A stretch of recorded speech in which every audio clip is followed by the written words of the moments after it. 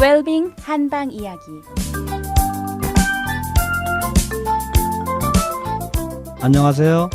동양의학에서는요, 약성을 논함에 있어서는요, 첫째 그 약의 기운, 즉 차가운 기운을 지닌 약인지 더운 기운을 지닌 약인지를 따지고요. 그 다음으로는 맛을 따진다고 했죠. 그 맛에 따라서 그 양리작용이 결정되기 때문이죠. 그래서 오늘 다시 정리해 보면요, 신맛은 뭡니까? 이렇게 뭉친 걸 잡아줘서 빠져나가는 것을 못 빠져나게 하는 작용을 하죠.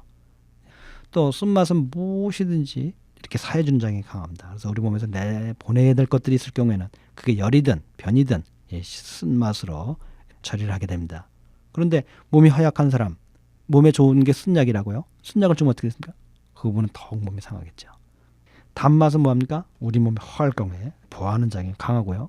비위를 부드럽게 해주고요. 급한 것을 이렇게 뒤틀리는 것들을 이렇게 완화시켜줘서 통증을 잡아주는 이런 역할을 합니다.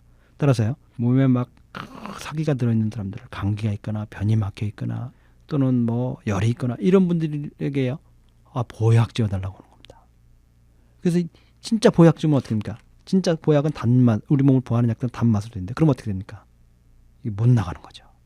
열이 더욱 승해지고요. 변이 더욱 승해지고요. 그럼 어떻게 됩니까? 병이 더 심해지는 겁니다. 따라서 보약을 또한 모든 사람이 먹어야 되는 건 아닙니다. 그리고 보하는 약도 잘 짓는 것이 명의인 겁니다. 따라서 한약 전체를, 동약 전체를 잘 이해해야만 진정한 의미의 제대로 된 보약을, 그분에게 맞는 보약을 주실 수가 있는 겁니다. 그 다음에 매운맛은요, 발산작용이 강해서요, 우리 몸의 체표에 사기가 들어와서 생기는 감기 같은 경우에 그걸 발산시켜서 치료를 하게 되고요. 또는 기와 혈을 돌리는 작용이 강하다고 했죠. 그래서 우리 몸에 기가 막히거나 또는 혈이 막힌 경우에 이 매운맛으로 치료하게 됩니다. 또 짠맛은 뭡니까? 뭉치고 딱딱해진 것들을 풀어주고 부드럽게 해준다고요. 따라서 우리 몸에 뭉친 덩어리가 있으면 어느 것이든 이 짠맛의 약을 사용해서 그 뭉친 것을 풀어주고 부드럽게 해준 작용을 하는 겁니다. 그래서요, 이런 작용을 하나로 대변이 아주 딱딱하게 굳은 사람, 이런 분들에게도 이 짠맛의 약을 써서 대변을 풀어주고 부드럽게 해서 그 대변에 막힌 걸 푸는 겁니다. 이렇게 이제 5가지 맛들이요, 기본적으로 어떤 작용을 했는지를 살펴봤습니다. 이 외에도 사실 다른 맛들도 많이 있었을 겁니다. 그 중에 대표적인 것은 떫은 맛입니다. 또는 아무 맛도 없는 담백한 맛도 있을 수 있습니다. 떫은 맛은요, 이전에 말씀드린 것처럼 그 떨떠름하니까 뭡니까? 빠져나가는 거를 잘 잡아줍니다. 그래서 설사가 나거나 땀이 많이 나거나 피가 나거나 할 때 다 이 떫은 맛을 지닌 약재들. 근데 또 떫은 맛들 중에는요, 신맛을 같이 지닌 것들이 있습니다. 시고 떨죠. 이러면 이건 아주 뭡니까? 잡아준 장이 강합니다. 복분자 같은 케이스도 그런 겁니다. 그래서 우리 몸에 시고 떫은 것들이 이 몸을 이렇게 잘 잡아줘서 정액이 흘러나가든 땀이 흘러나가든 이런 경우들을 잡아주는 이런 작용들을 하게 되는 겁니다. 그 다음에 이 담백한 맛은요, 그 작용은 주로 이뇨제로 사용이 됩니다. 그래서 소변을 잘 보게 하죠.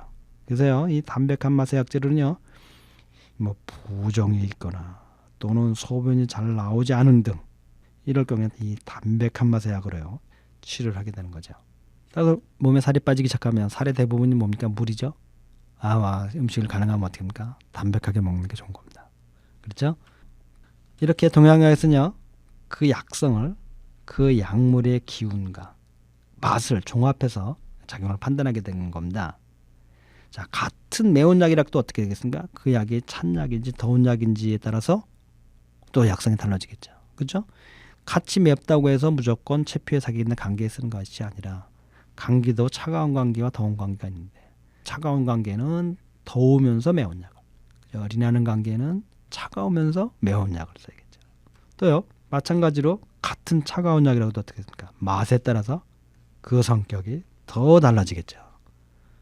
또 같이 맵고 차가운 약이라 할지라도 어떠냐면요, 많은 약자들이 한 가지 맛만 갖고 있지 않습니다.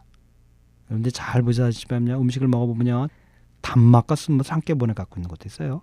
또 어떤 것은 단맛과 매운맛을 한꺼번에 갖고 있는 경우도 있습니다. 따라서 그런 맛들을 몇 가지 맛을 갖고 있냐에 따라서 그의 약성들이 또 달라지면서 그런 독특한 자기의 작용들이 나오게 됩니다.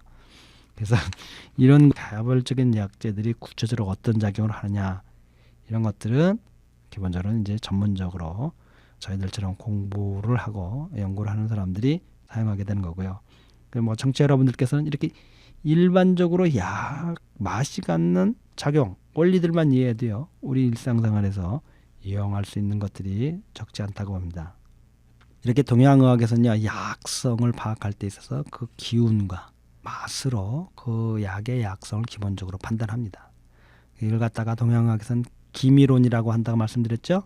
기운을 따지고 맛을 따진다고 해서 기운 기자 만미자를 써서요 기미론이라고 이렇게 말하고 있습니다. 지금까지는요 기본적으로 동양의학에서는 어떻게 약성을 파악하는지 그 기본이 되고 있는 기미론에 관해서 말씀을 드렸습니다. 그럼 모두들 즐겁고 건강한 하루 되시기 바랍니다. 달빛 안녕 원장 김동영이었습니다.